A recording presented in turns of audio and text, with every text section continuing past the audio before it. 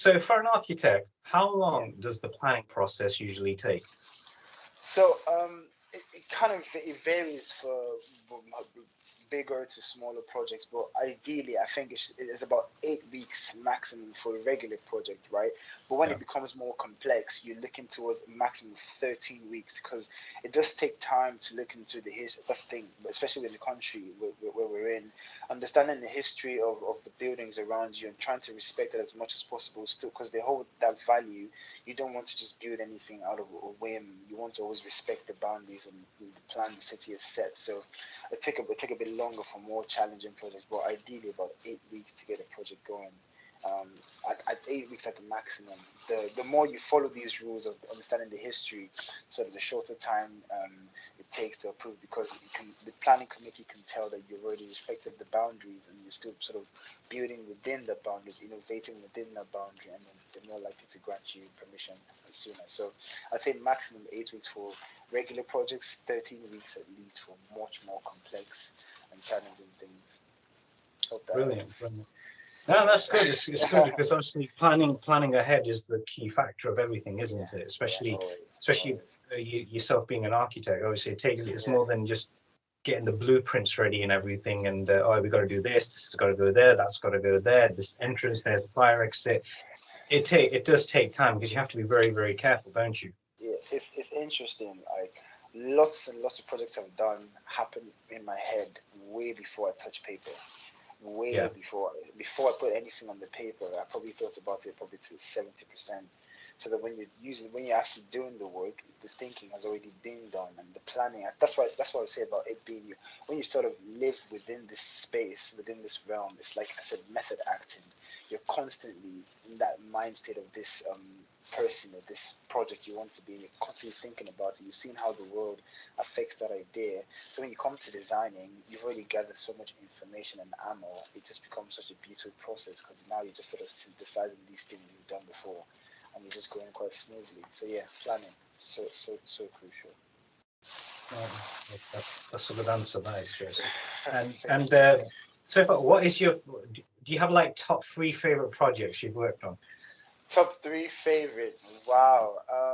I don't know if I have a top. I feel like every single project is my baby every time I'm doing something, but I'd say I say I think my best projects are usually sacred spaces. So places where you can sort of relieve the mind.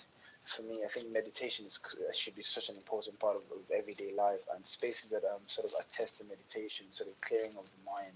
For me, those ones sort of take the cake. So everything meditation. I think I've been in that space for as long as I can remember. Yeah, so sacred spaces, spaces of meditation, and sort of intellectual stimulation for me always take the cake. Oh, that's good. That's good. So I thought it'd Yeah, I probably think. be like a, thought it'd probably be like a skyscraper with your name written on it and everything. Oh well, I mean, I do like to do towers as well. I mean, I quite enjoy. I think there's something to value in every project. But for me, like if I were to lay back and do one thing for the rest of my life, it would be something where people can feel at peace or at home every time. It doesn't really matter the typology. It's just you sort of number one creating that challenging environment for people to just number one question the space around them, but at the same time be stimulated intellectually. Because I feel like in the world we are today, we do need quite a bit of that stimulation. So if I can add to that, I'm 100% always happy to. Brilliant, brilliant. That's really good. That's good ambition you have there, and it's interest. That's a really good way of how you place that because obviously as you mentioned, meditation is a key factor of everyday life. Everybody puts up with the stress of modern day life, isn't it? Whether it's paying the bills, looking after the kids, especially those who've got kids, getting to Mm, this job, that job, everything. It can take a toll on you mentally, can't it? But your mental yeah, health's a lot more important than your physical health, isn't it? 100%. I think I was telling my students or somebody recently, it's always going to be that mind over matter. Um, your body is literally limited to however big or small you are, but your brain, what happens in your brain, you can't even quantify or qualify the depths to which it can sort of spread or how vast it can be. So I think you getting your mind right will always your body will fall into place when your mind is right. So for me, Yeah. it's just yeah, get the mind level, and then stuff you can start to sort of cut through things. It worked brilliantly. It's peace. I think being mental peace is I think it's a trophy. It's a hard thing to get, but when you get close to it, life is really good, really interesting, positive as well. Yeah, you have to be positive, especially, don't you? And you yourself are a person of positivity. I remember when I first met you for the first time in the gym, and even when I think we were sharing a machine, and it was right Yeah. away. I just felt right away. There's something about this individual here, and it's like, even though you were like all there, and I was like, but you were just like a proper nice gentle giant, and you still are, bless you. I reckon I was clanging probably some deadlifts and just trying to get that stress out. I think you were destroying the machine. It was like it wasn't deadlifts. It was not like the machine's about to be dead itself. And then quite a few Oh, guys in that there were is funny. thinking. I'm sure quite a few people in there were thinking, "What did that machine do to Joseph?" He's probably See, that thinking, is if the I trick. If you destroy the machine, then you can be at peace, and that's fine. That's and the then mental it, peace you get. then it would have been funny, like, "Oh, I'll break it. I'll design a better one for you." Yeah, for You sure. probably redesigned the whole gym if you wanted to.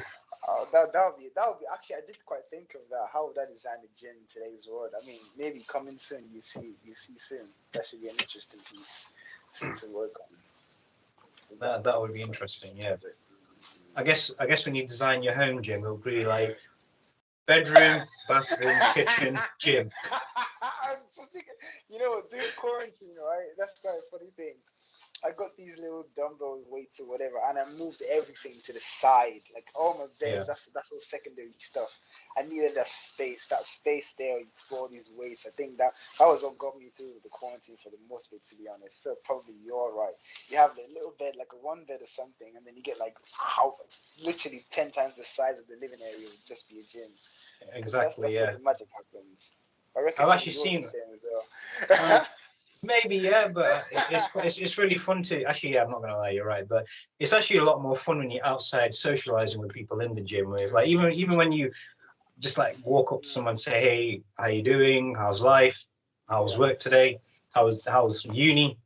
Mm. It's just you never know. You asking somebody, you never know. You might just turn that person's day around. I think 100%. I really I respect people who have home gyms and stuff, but I think the camaraderie you get training in a space full of people with like-minded, Yeah, like-minded people really elevates to the experience. Because sometimes you go there, you don't really want to do it, and you see somebody just completely killing it. You're like, okay, like this guy's not joking. Why should I be joking? And you don't realize. I think you don't realize who is looking up to you, or who you don't. People don't realize how you're looking up to them, and yeah. even without having that communication, so that camaraderie, the ambience of that collective space for me, yeah, it's really done a lot. It changes my mood completely sometimes, and I think, yeah, having a home gym is great, but that space where we can all come together and do something, yeah, for each other, I think is great. It always motivates me, to be honest.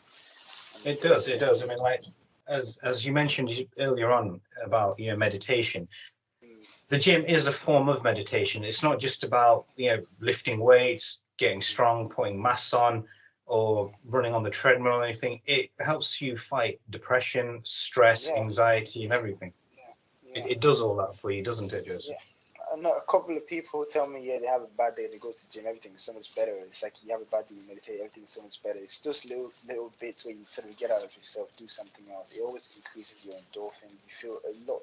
You hardly ever feel like you go putting that much effort and come out being sad. It doesn't happen that way. You always, more often than not, you're always better off afterwards. So I think that is a great thing all the time. Brilliant. But yeah, exactly. Yeah, and because if you find your sanctuary in somewhere, you just want to keep going back to that, don't you? Yeah, yeah. And you meet a lot of nice people, just like Oh yourself. yeah, people like you as And well. I was gonna say that.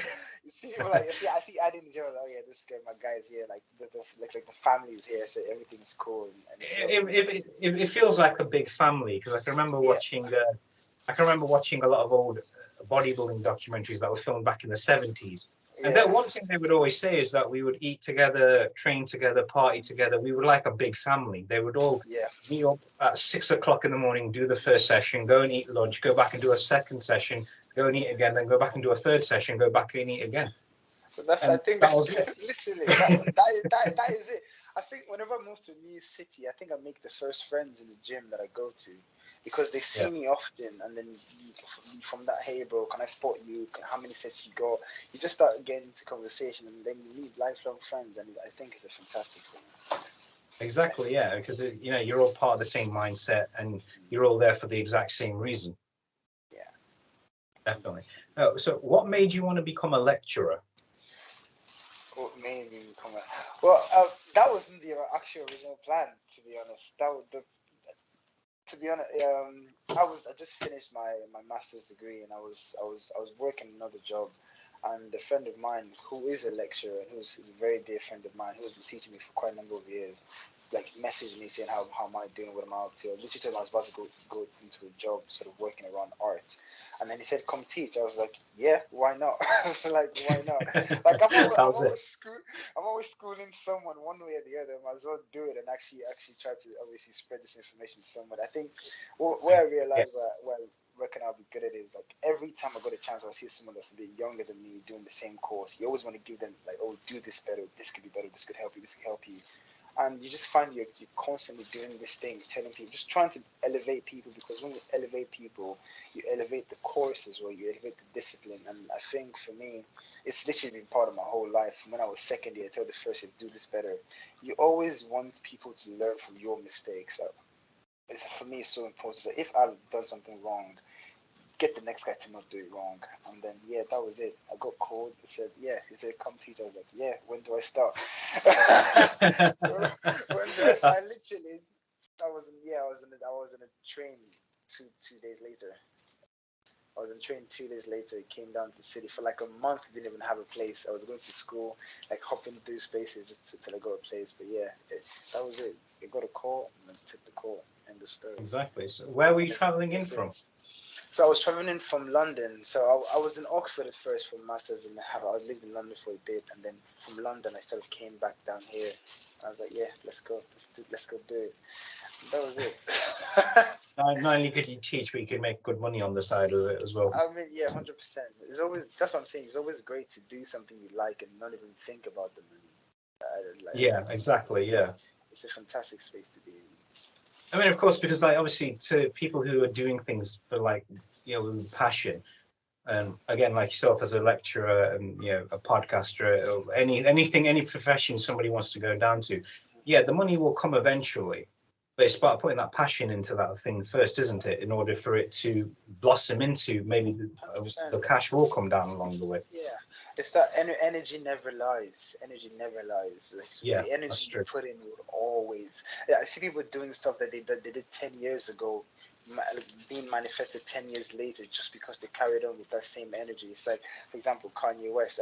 Yay, one of my favorite musicians. He used to make music for 5 beats a day for 3 summers. Like that amount of work or energy is going to manifest into something as long as you keep up the pace and consistency. So yeah, for me it was just learning as much as I can. Just so I think when you learn something, you never want to just hold it back. You want to you're kind of bursting with information. You want to tell the next person, the next. Even if they don't care, you just tell them anyways. Like they listen sometimes. So that was it. That's what made the transition from me just being a student to being a lecturer. Yeah, quite smooth, I'd say.